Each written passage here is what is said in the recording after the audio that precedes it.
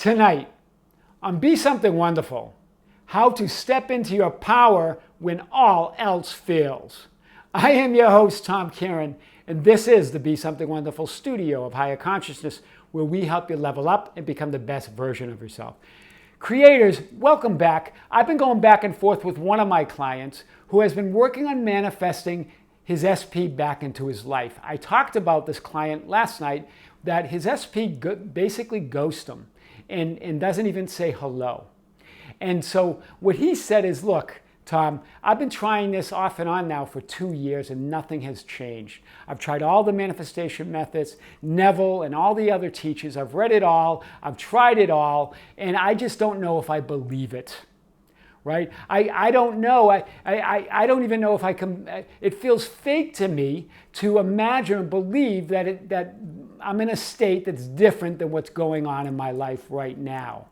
And I just feel stuck. Maybe this is my fate. Well, guys, we're going to unpack this tonight and more. So I want to go to the parable of the unrighteous steward in Luke 16, 1 through 18.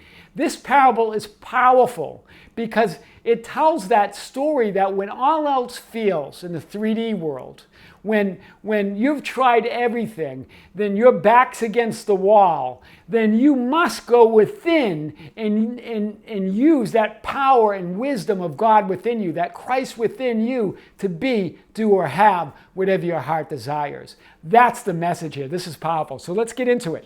A rich man who had a manager. So a rich man had a manager, and this manager managed all of the possessions and assets of this rich man. And then the rich man was told that this manager has been squandering his possessions, has been squandering the master's assets. So, of course, the rich man or the master asked for an accounting of his assets from the manager and said that he's going to be fired. Give me an accounting and then you're going to be fired, right? Then you're out the door, right? So what does the manager say? Says to himself, well, I'm not strong enough to dig and I'm ashamed to beg. What am I going to do if I don't have this job as a manager? And then he has an epiphany. He says, I know when I'm removed, people will welcome me into their homes. If I reduce the amounts that they owe the master, if I reduce the debtor's debt, they'll welcome me into their homes. Wow, this is big. So then what does he do? The manager calls the master's debtors one by one and asks them to falsify their records so they can owe less, so he can gain favor to them. So when he's out of a job, he has somewhere to go. Wow, this is big, right? So he does it one by one. He asks the first one to come in. And what do you owe? And he says, well, I owe 100 measures of oil. And he goes, okay, write down 50. He asks that debtor to falsify the records of 50, right? So he's now, not only was he squandering the possessions, and the master heard about that, but now he's squandering more of the assets, more of the money of the master, right? So the second debtor comes in and says, well, and then the manager goes, how much do you owe? And he goes, 100 measures of wheat. He goes, write down 80. One by one, he had each debtor mark down the amount they owed. Why? To gain favor, so he's allowed into their homes when he is out of a job. Okay, hear this, guys. And then what happens? The master then praises the unrighteous manager for cheating him, for being shrewd, for acting shrewdly. This is what the parable says. This is what Jesus said. The master praised the unrighteous manager for being shrewd or for acting shrewdly. Right? And then this is what Jesus says. For the sons of this age are more shrewd in relation to their own kind than the sons of light. He's saying like that manager, more shrewd in imagining, right, something less, falsifying the facts of life, falsifying the records and imagining something less. So let's break this down a little bit more so we understand it. Who is the rich man? Well, that's God. That is that unconditional awareness, right? That's the ultimate reality. And then who's the manager? Well, that's you in the 3D world, right? And then what are you doing? You're squandering the gifts of God, the power and wisdom of God. If you're looking at the 3D world and think you can't change it and think that you're stuck, just like my client, right? You are squandering the wisdom and power of God by staying stuck there in that 3D reality, by staring at 3D reality and not thinking that you can imagine something different, that you can imagine yourself into a higher state, into your ideal. This is huge, right? And then, so the rich man, so he comes to God and he does an accounting. So what does the manager do? Well, he says, I'm not strong enough to dig. I'm ashamed to beg. What does that mean? It means there's no way out. You can dig and dig and dig. You just dig the hole deeper. His back is to the wall, and he can't beg. You can't get anywhere by begging. So the only thing he can do is use that power and wisdom of God. Stop squandering it and go within. Go within that and imagine yourself in that state of wish fulfilled. That's what it's talking about. What does he do? He ignores 3D reality, right? And he falsifies the facts. The facts according to his desired state. The facts according to your wish fulfilled. Remember, you are the manager, right? And listen to this. He goes, when I'm removed from what? From the 3D awareness. From the awareness that is 100 measures of oil or 100 measures of wheat. Or the awareness that you're not with your SP. Or that life looks tough. Or that your back's against the wall. There's nothing, you have no options. You drop that awareness, right? And then you're welcomed into their homes. What does that mean? You're welcomed within, you go within your imagination to rise to that state of consciousness. Hear this, guys, right?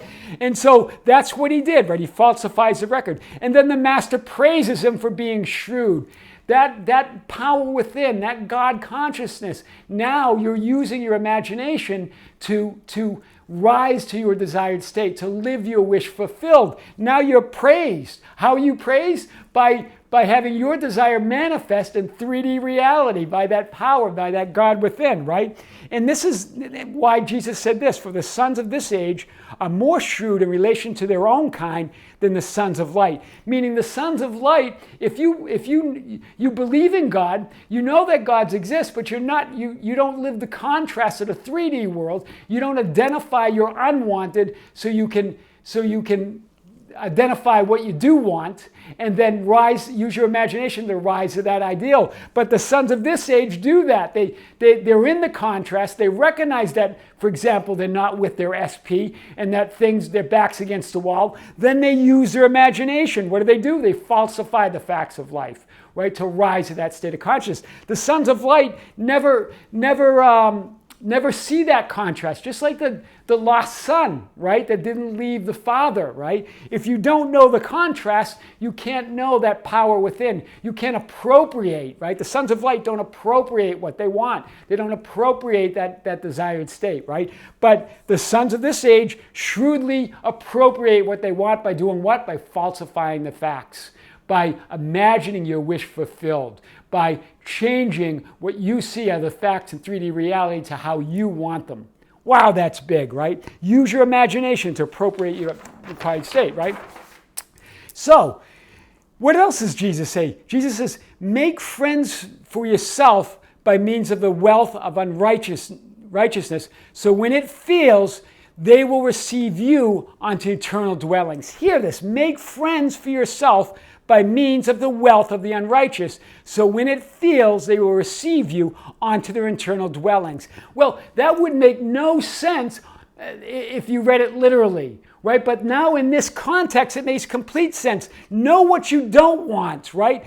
Make friends with that wealth of the unrighteous. Know that unwanted state, that undesired state, so you can then imagine or rise to the state that you do desire, right? Don't resist it, create it. That's what Jesus is saying here, right? Make friends for yourself by means of the wealth of the unrighteous. Don't resist the 3D reality. Don't complain about it. Don't condemn it. Don't think you're stuck in it. Instead, use that power within to create the life of your dreams, right? Use your imagination so when you know that the 3D world feels you, that you'll be received in to that eternal dwelling, that imagination, that God or that Christ within you. That's powerful. And then it goes on to say, what else does Jesus say? Therefore, if you have not been faithful in the use of unrighteous wealth, who will entrust the true riches to you? If you're condemning the 3D world, if you're only looking at it that it's something you don't want, and you don't see a way out, then how can you be able to use your imagination to rise to that higher state? That's what Jesus is saying here, to rise to that wish fulfilled. Define your desires from the contrast of the 3D world, and then imagine your wish fulfilled. Rise to that higher state. What else does he say? And if you have not been faithful in the use of that which is another's, who will give you that which is your own? Hear this. This is the use and power of God, or your imagination within. If you keep shifting between doubt, fear, and being double-minded, meaning you're using the power and wisdom of God, but then you doubt it, or you're starting to imagine your wish fulfilled, but then you start having fear that it's not coming. You're double-minded. That's what Jesus is saying here. And if you have not been faithful in the use of that which is another's, who will give you that which is your own? If you haven't been faithful to using the power and wisdom of God, how can you expect to rise to that state of consciousness where you're one with your desire, you're one with that power and wisdom of God? That's big, right? And then Jesus says, no servant can serve two masters. You cannot serve God and wealth. You cannot serve God and be staring at what you don't want in the 3D world, be stuck in the 3D world. That's what wealth means. It represents the 3D world. It represents your unwanted state, right? Your lower state of consciousness, right? You can't serve two masters. You cannot keep your attention awareness on the unwanted in the 3D world and rise to the state of your wish fulfilled at the same time. Right? You've got to pick to whom are you going to be faithful? To the 3D world and the world of alleged facts, or to the state of your imagination where you can be, do, or have whatever your heart desires? That is what we're talking about, guys.